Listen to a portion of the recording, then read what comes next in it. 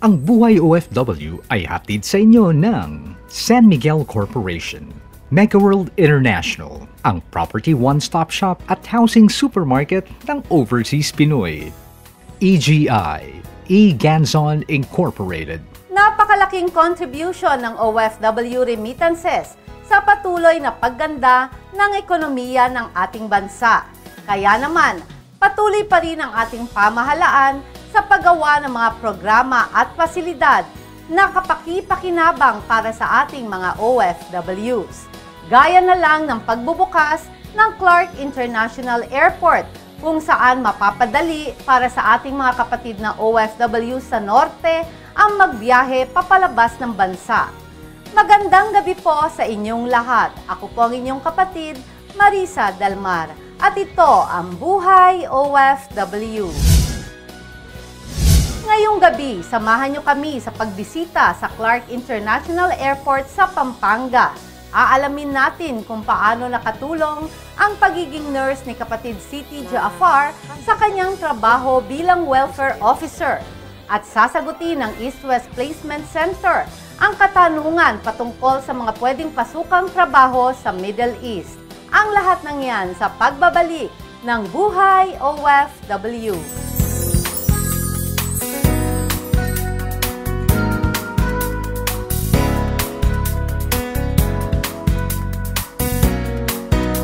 Get a copy of Bravo Filipino magazine in all Power Books and National Bookstore outlets nationwide.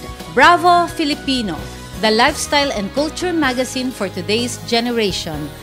Good news! Nominations for the Buhay OFW Mr. and Miss Citizens of the World 2014 is now open. Maaari na pong ipadala ang inyong mga natatanging kwentong Buhay OFW and win fabulous prizes. Be the 2014 Buhay OFW Mr. and Miss Citizens of the World at magsilbing inspirasyon para sa mas magandang Buhay OFW.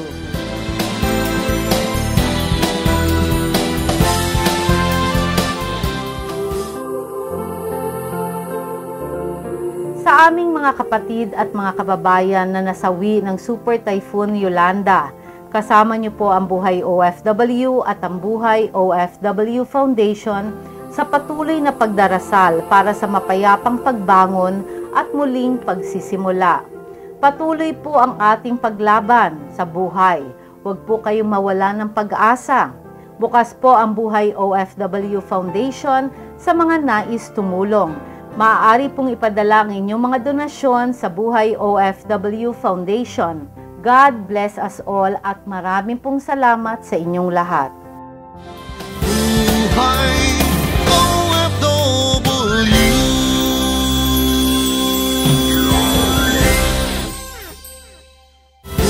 Buhay OFW.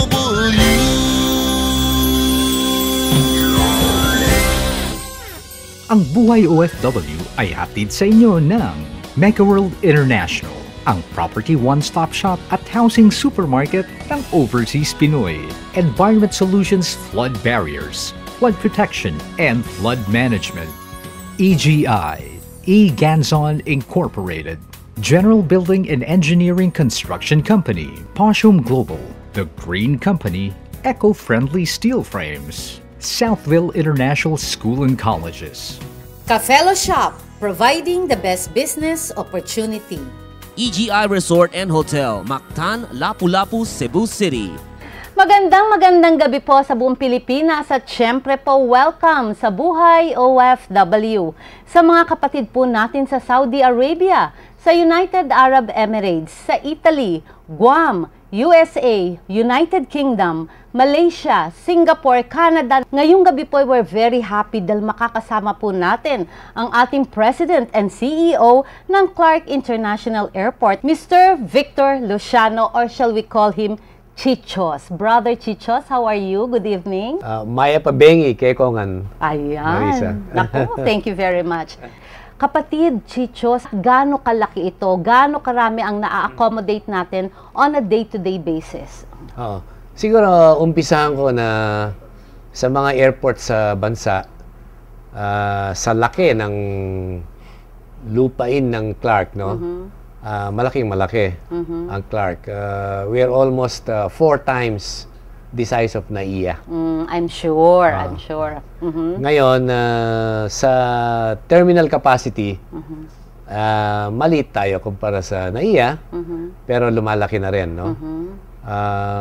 Yung ginagawang bagong terminal ngayon sa Clark can accommodate up to 4 million passengers in 1 year. Wow. Ganun na kalaki, ha? Ganun nakalaki. That's nice to hear. So, yung on a day-to-day basis, mga ilan ang passengers Sa ngayon, natin? siguro around 4,000, anywhere between 4,000 to 5,000 passengers. Passengers. Okay. Pwede ba malaman, kapatid, Chichos, anong mga airways ang nandirito ngayon na lumilipad sa atin sa Clark? Ang lumilipad sa Clark ngayon ay maliliit at malalaking airlines. No? Like? Ang malalaki ay yung Emirates Airlines na nanggagaling ng Dubai. At yung pangalawa naman, yung Qatar Airways na nanggagaling ng Doha. No? Pero yan, nakakonect yan sa mga ibang destination nila sa Europe, sa Africa, sa Amerika. No? So, in other words, covered ang buong mundo. No? Tapos, nandyan yung Asiana Airlines. Nanggaling naman ng Korea yan. Nanggaling din yan sa Amerika, sa Europe, Australia, no? Japan. Tapos nandiyan yung Dragon Air. Yung Dragon Air, yan ang Cathay Pacific. Iisang kumpanya yon. At syempre, nandito rin ang Philippine Airlines. Wala pa dito. Wala nandito pa? Cebu Pacific. Cebu Pacific. Tapos nandiyan yung Tiger Air. Tiger Air. At yung Jean Air. Yung Jean Air, yan yung subsidiary ng Korean Airlines. One of the biggest airlines in the world is Korean Airline. Okay, subsidiary nila ito. Ayun. Siyempre, kinakailangan malaman ng mga kapatid nating OFWs na merong alternative. Hindi lang NAIA, hindi lang Terminal 1. Nandito na po ang Clark International Airport, di ba? Tama ka dyan, Marisa. Ang Clark ay international airport. The whole range of services na siya ng airport, no? At 24/7. Mataas ang kategory ng Clark sa ang tinatawag yun International Civil Aviation Organization category, no? Ng mga matataas na airport. Nandun na tayo. Nandun na tayo, wow. Kumbaga sa 10, nandun na tayo sa 9. 9. Very soon. Isa na lang. Kayang-kaya natin yan, siyempre, under the helm of our kapatid. Diba? Ngayon naman po, kapatid Chichos, ang owner ba nitong Clark International Airport is private or is a government? No, this is Clark International Airport is a government corporation. So it's a government corporation, government entity. Entity, completely, entirely owned by the government, no? We are an attached agency of the Department of Transportation. So in a way, parang Manila International Airport at saka Mactan Cebu International Airport. Siyempre, pagka ganun, lalo natin pagagandahin ngayon to, di ba? At lalo na ang gumaganda ngayon. Kapatid Chicho, siyempre ngayon nakita ko, the last time I was here, ay nakita ko na yung mga lounges dito at mga duty-free shops. Gumaganda na ang mga commercial space. Meron na mga lounges, business class lounge, no? At gumagawa kami ng OFW lounge. Ayan, naku, napakaganda niya. Kailangan doon ako pupunta sa OFW lounge para mas lalo natin makausap ang mga kapatid natin. Kapatid Chichos, di ba dito sa ating mga OFWs, alam mo naman, sa Middle East, we have at least 1 million. Sa UAE, 500,000 ang ating mga Pinoys ng OFWs na nandoon. At every time, parati silang nagbabiyahe papunta sa atin. So, kinakailangan tayo maging mas aggressive. Ano ba yung mga special privileges or pwede nating maipangako at masabi sa kanila para pagbiyahe natin doon, alam nila kung anong ma-expect nila sa atin? Sa mga kapatid nating OFW, yung mga parating na, meron na tayong OFW assistance dyan, na dyan na yung hindi na sila kailangan magpunta ng Manila for the OEC kung tawagin, no? Dito na, nandito na yung OWA, nandito na yung POEA, nandito na yung PhilHealth, no? Nandito na yung, of course, all the practical labor agencies. Yeah, lahat ng labor agencies nandito na. Nandito na. Okay, parang one-stop shop na ito na pagbaba nyo makakatulong na. Ngayon, pangalawa is yung transportation, meron na rin tayong murang transport from Manila to Clark. Merong bus na nagdadala ng pasahero mula sa Trinoma sa Quezon City, Trinoma Mall, diretso sa Clark Airport. I started second quarter of last year, no? That's nice. At meron na rin ngayon yung bus na mula doon sa may Pasay, sa Resorts World, na dadalhin yung mga kababayan natin sa Trinoma at mula ron, lilipat ka sa bus papuntang Clark Airport. Ano ko, ang ganda niyan. Kapatid, ito ba ay free o magbabayad sila? Yung galing Resorts World, free yun up to Trinoma. Yung Trinoma to Clark, merong bayad pero maliit lang, 200 pesos. Very minimal. Diretso na sa Clark International Airport. Yung bagahe mo, nandun na sa lalim ng bus, no? Napakaganda kung gano'n kasi very convenient na. Oo, very convenient na. At ginagawa pa namin yung mga iba pang mga, para sa mga kapatid nating FW galing sa Central Luzon at saka Northern Luzon. Meron na kami mga plano na special bus services mula the certain landmarks sa palagay mo Pangasinan, Tarlac or Bulacan, going to Clark, no? This year na rin, magkakaroon na tayo ng dormitory. Or we call it halfway house. Halfway house. Ayan, para sa mga kapatid natin OFW, dumating dito ng ginabi, kunyari, kung maagang-maaga yung flight nila kinabukasan, dito na sila. Makakapagpahinga. O kaya naman yung dumating naman galing sa ibang bansa, pagdating dito, kung pagod, pwedeng dyan na muna. Ayan. At syempre, kapatid Chichos, dapat at a very affordable price. Yan, yan talagang pinogram natin para sa mga kapatid nating OFW. With Samtus breakfast. Yeah. Diba? Yun ang mga magaganda doon, we will follow your suggestion. Tama yun. Kapatid, Victor Luciano, ating President and CEO ng Clark International Airport. Marami po ang nakakaalam na pagka nagkakaroon ng medyo konting problema sa paglalanding ng ating mga eroplano, and it happened already, yung ating Qantas Airbus A380, ito po yung largest commercial aircraft in the world, ay kailangan mag-land dito sa atin sa Clark. How many can you accommodate such incident? Hanggang ilan ang kaya natin ma-accommodate na? Yun ang masasabi kong maganda sa Clark. Kahit na siguro 30 na aeroplano na pwedeng mag-land sunod-sunod dito sa Clark. Ako, ulitin natin, ilan kapatid? Kahit na 30. 30! Naku, akala ko nakaringgang ko eh. 30 kaya mag-land. Kahit 30 malalaki. Malalaki.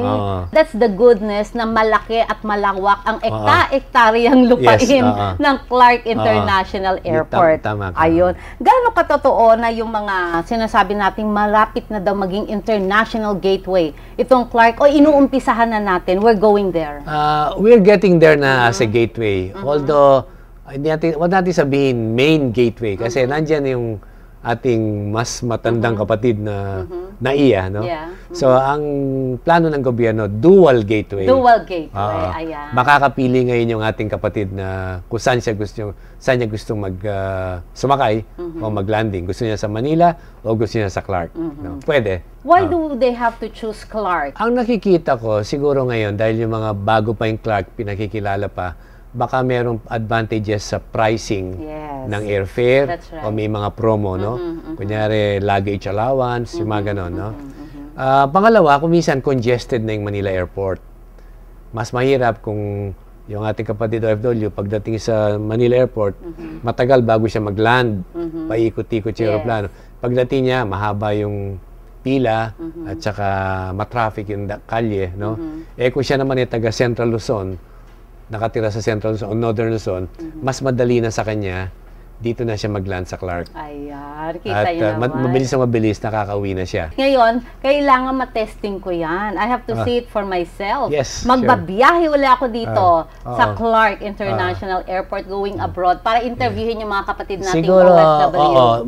Kapatid, nandyan yung pagdating ng mga flight ng, kahit kunyari, Emirates, interviewin natin yung ating mga kapatid na OFW. Kasi sila mismo magsasabi sa'yo. Ayan, na, sige. Yung kanilang personal experience. Kasi sila, nasanay sila sa nagpupunta ng Manila na naglaland. Ngayon, dito na. Yan, wonderful. Naku, alam mo kapatid Chichos, I'm very happy dahil alam ko napaka-active mo when it comes to OFW's events, sa ating mga programa tungkol sa mas makakatulong pa sa mga kapatid nating OFW. Ano pa ang mga proyekto na gusto pong panggawin para sa ating Clark International Airport? Tuloy-tuloy ang development ng Clark International Airport, no? Sabi nga, we want to be in the near future one of the best airports in the world, no? So, kunyari, para ka nagpunta sa mga malalaking airports sa Dubai, sa Doha, Very nice sa Abu airports, Dhabi, yes. tapos sa Incheon, no? Na kung saan napakadali. Of course, nandiyan na yung mga sa mga yung mga wifi, kompleto 'yun, no?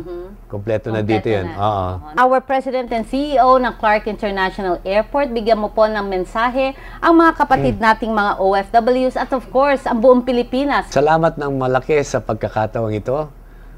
Kami galing sa Clark International Airport, inaanyayahan namin kayo tangkilikin, subukan ang Clark International Airport at mapapatunayan namin na siguro dito mas convenient, no? Kung dito na kayo sasakay o dito na kayo bababa galing sa kung saan kayo pinagtrabahuhan ninyo para madali kayo makarating sa inyong mga kasama, kapatid sa kapamilya, no? Madali rin ang pagsundo rito.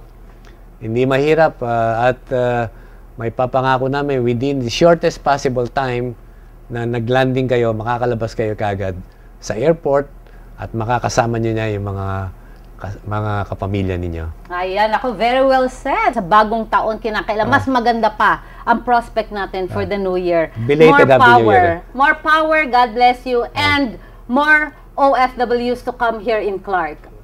Thank you. Thank you very much.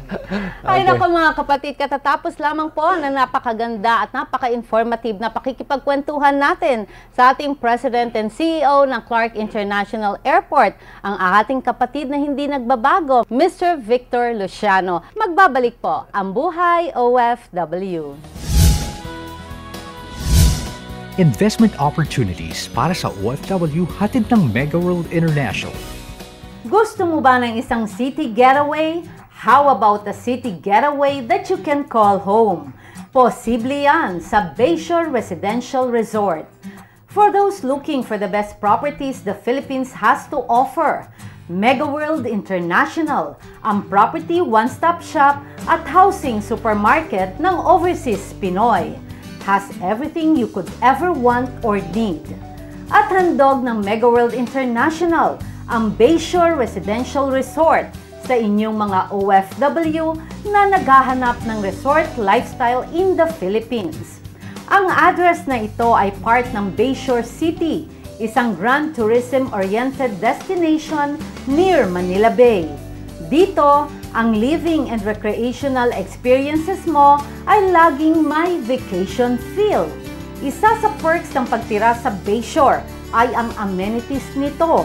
Merong 135-meter long beach-type free-form pool with white sand sa recreational area.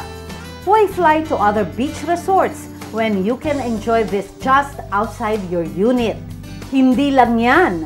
Aside from pools, merong water slide, wooden deck, pavilions, playground, gym, function rooms, multi-purpose hall, gardens, picnic area at barbecue area. Maaari ka pang pumili ng unit na babagay sa personality mo. There are studios and executive studios. May 1 and 2 bedroom units and garden units din for growing families. While penthouse units with 3 bedrooms ay available for those who want more space. At because you live within the Master Plan Bayshore City, it's easy to enjoy family-friendly Las Vegas-style pastimes. May instant access ka sa Grand Opera House, international brand hotels, theme parks at retail center. Live your dream vacation every day at home. Bayshore Residential Resort. Mega World International is your partner in helping you find the home that you need and deserve. Contact the office in your territory for more information on the project.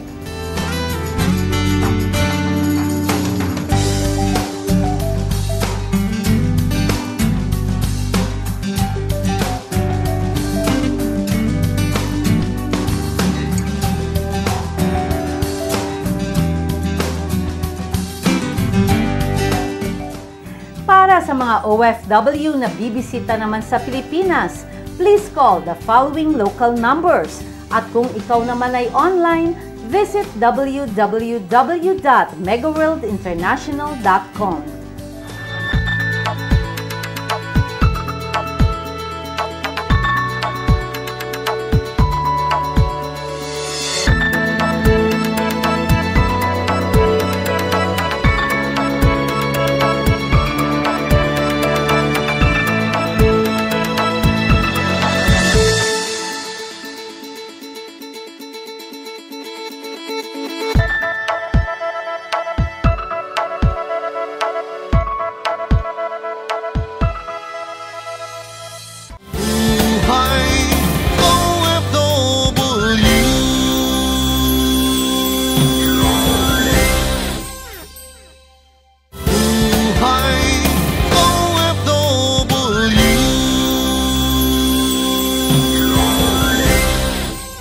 Ang Buhay OFW ay hatid sa inyo ng West Insula Condominium, Beauty and Intelligence.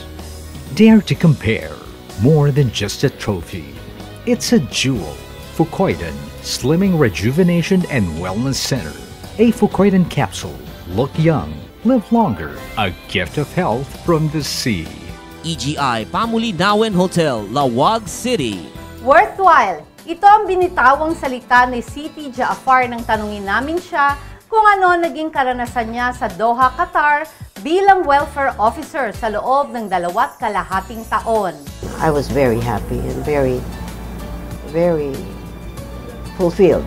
Madali para kay Siti ang pakikisalamuha sa kapwa dahil bago siya naging welfare officer, 25 years siyang naging nurse sa Middle East. 8 years sa Saudi Arabia at 17 years sa Oman. I know being a nurse, I could easily relate to those, OFWs who are in distress and who are in problems. I could easily be with them. I could understand the situation. Cases were quite difficult to handle. I humble myself by saying na nagkaroon naman tayo ng good relationship with the authorities, particularly the CID, Immigration and Deportation Commission. Nagpa siyang mamasukan si Siti sa OWA bilang welfare officer nang pumanaw ang kanyang ama. Nasa ibang bansa siya noon at hindi man lang siya nagkaroon ng pagkakataong maalagaan ang kanyang ama. Ang tagal ko na nag-nurse. My father died. I haven't even seen him because I was working abroad. So that brought me a lot of sleepless nights. When my mother got sick while I was on leave, parang I felt that it's about time for me to return whatever care my parents has given me while I was still young, till this age, na it's my chance to take care of her in the hospital. But I was able to take care of her only 1.5 months, and then she went. Na-recommend lang ako to be a welfare officer to come to OWA. But I look at it like almost pareho din yun. It's just that I'm dealing only with the hospital pasyente. Ito naman is dealing with only our nationalities. Malaki ang naitulong kay Siti ng kaalaman niya sa salitang Arabo. Being an OFW before who can speak Arabic, I tried to divide my time. After going to the office, within half an hour, I have to start the journey in going to the CID. That's in the immigration. What to do there to follow up cases, because you have phone calls before that, the day before, trying to find out what is the status of the case. So the next day is you have to visit the CID and find out from the officers there how far such and such cases has gone. Dahil Middle East, maraming masisela na kaso ang nahawakan ni Siti. May mga pagkakataon na hindi man tama, kailangan pa rin niyang isaalang-alang ang kapakanan ng ating mga OFW. Because when you say you're pregnant in Qatar, or for that matter, any in the Middle East, it's a crime and you should be put to prison. Why? It's common sense. If you get pregnant, you're not married. It's either there was a crime committed by the person or the other person towards you. So, naturally, they're going to put you into jail. and investigations takes place. Now, there are some other OFWs who is very scared of that. I would not question that. That's just but normal. You know, it's personal, but why do you get to be put into jail? But this is the rule of the land. This is the law of the land, and you have to abide with that. Na nagawan naman natin ng paraan. Good news! Nominations for the Buhay OFW Mr. and Miss Citizens of the World 2014 is now open. Maaari na pong ipadala ang inyong mga natatanging kwentong buhay OFW and win fabulous prizes. Be the 2014 Buhay OFW Mr. and Miss Citizens of the World at magsilbing inspirasyon para sa mas magandang buhay OFW.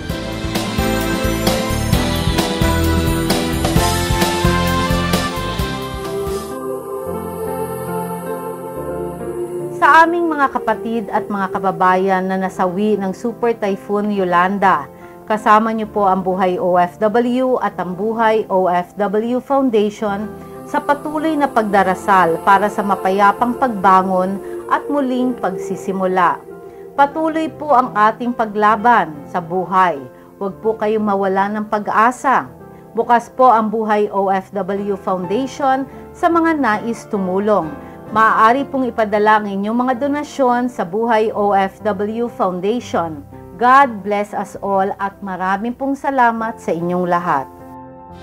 Buhay OFW.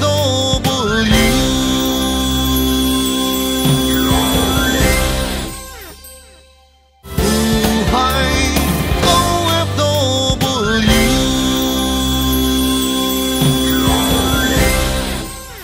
Ang Buhay OFW ay hatid sa inyo ng Environment Solutions, Flood Barriers, Flood Protection, Flood Management, Poshum Global, The Green Company, Eco-Friendly Steel Frames, The Manila Times, Drive It, EIFS Systems, as green as it gets. EGI Albergo Di Feroca Hotel, Baguio City, where every day is a holiday.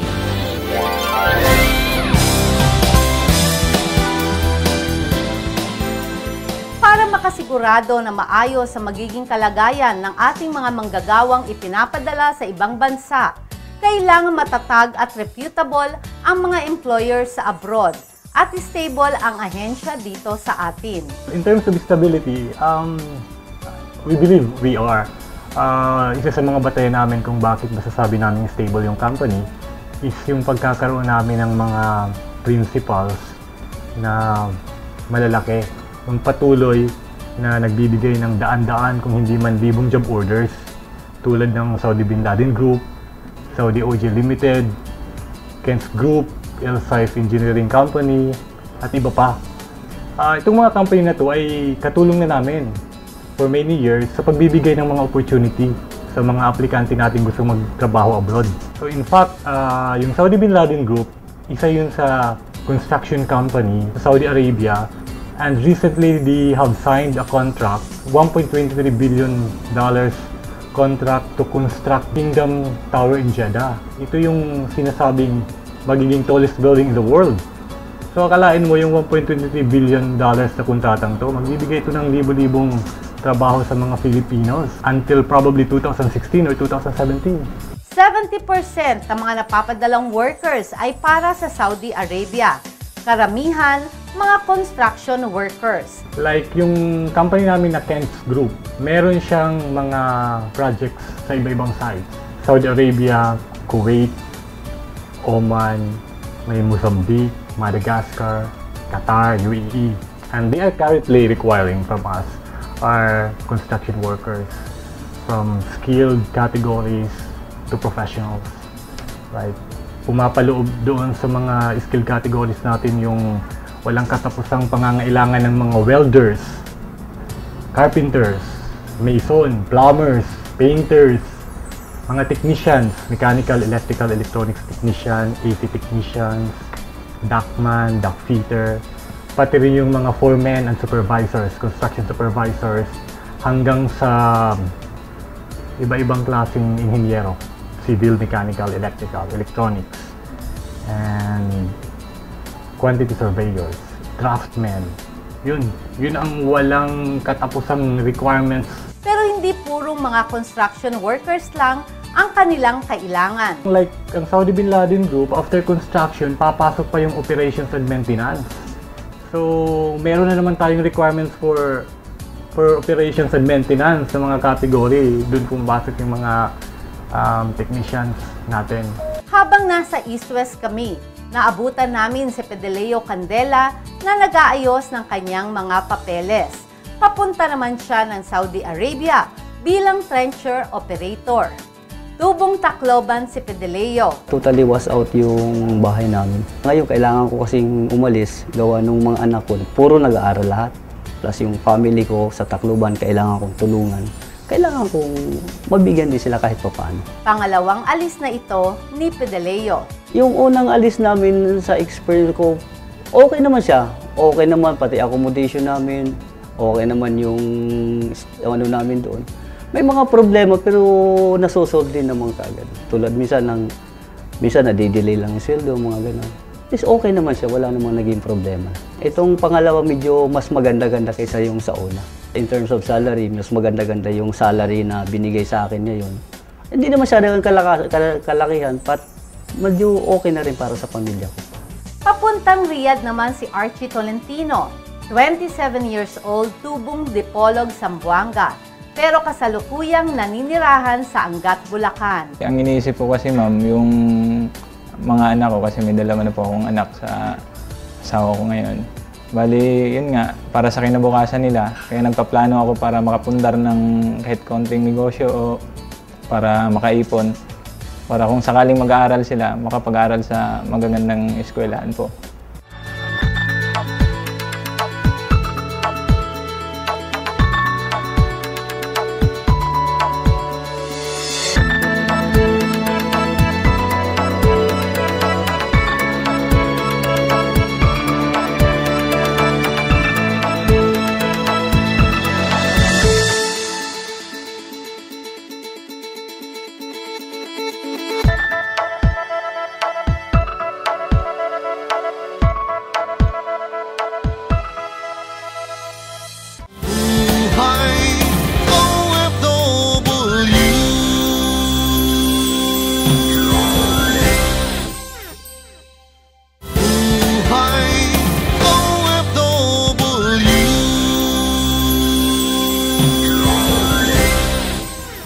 Ang Buhay OFW ay hatid sa inyo ng San Miguel Corporation, Drive It, EIFS Systems, as green as it gets, a Fucoidan capsule, look young, live longer, a gift of health from the sea, Southville International School and Colleges, Cafelo Shop, providing the best business opportunity.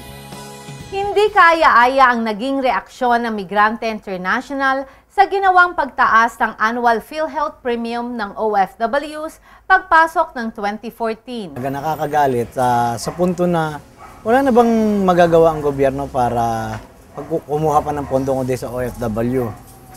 Una, illegal. Walang legal basis yung pagtataas dahil wala namang memorandum or order na inilabas ang POA na pinahintulutan na maningil yung mga recruitment agency para dito sa ng PhilHealth.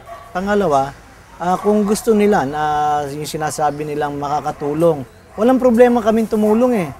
Nakakatulong nga kami sa ekonomiya. Ang point is, kung gusto nilang tulungan, mag-subsidy ang gobyerno at huwag kuhanin at huwag gawing compulsory ito sa mga OFW.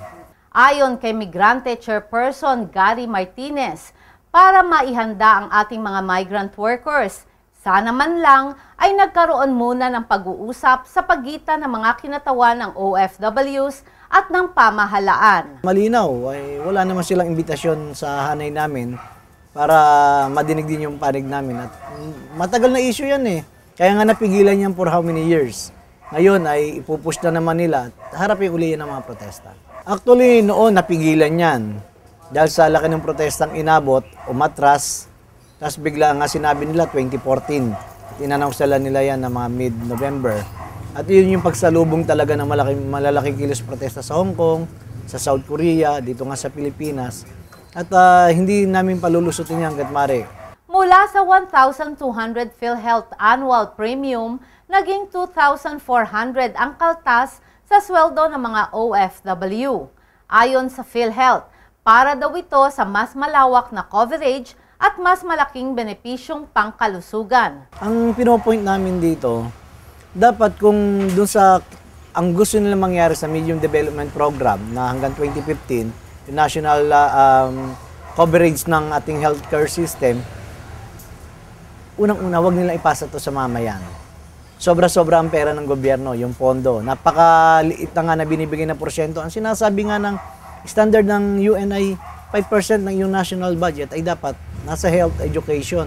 Wala pang 3% yung binibigay. Pinaghahandaan na ng Migrante International ang kanilang mga susunod na hakbang. Pag-iisipan namin yung legal action. Nire-review namin ano pa yung pwede mahabol dahil ano na nga, nasa dulo na siya ng implementation at pag-konsultahan pa kami sa iba pang malalaking migrants organization, yung mga migrants advocates na narito, na pwedeng makatulong sa pag-aaral para sa isang legal action. Pag may time, isip-isip din dahil yung mga OFW ay talagang nagbibigay na yan ng tulong sa ekonomiya ng bansa. Tinawag yan ng nanay mo na bagong bayani.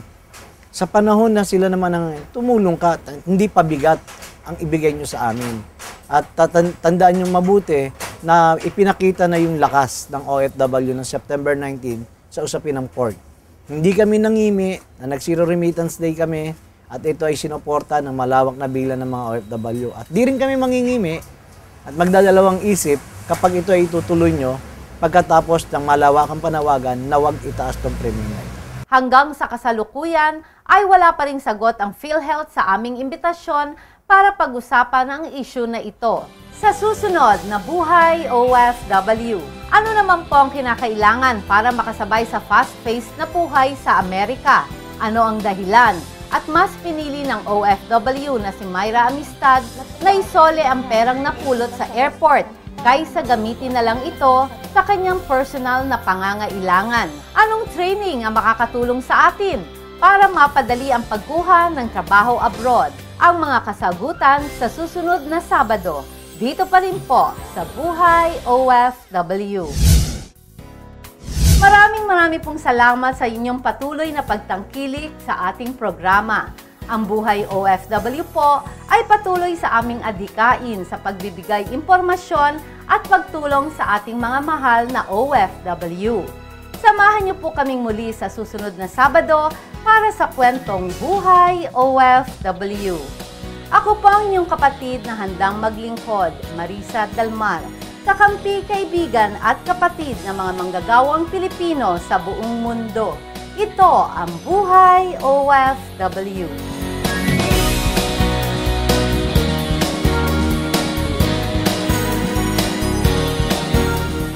Ang Buhay OFW ay inihatid sa inyo ng San Miguel Corporation, Megaworld International, ang property one-stop shop at housing supermarket ng Overseas Pinoy.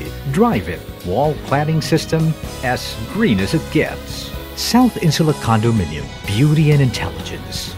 Dare to compare, because the real home is beautiful inside and out. Southville International School and Colleges. Cafelo Shop, providing the best business opportunity. Davis, paint reinvented.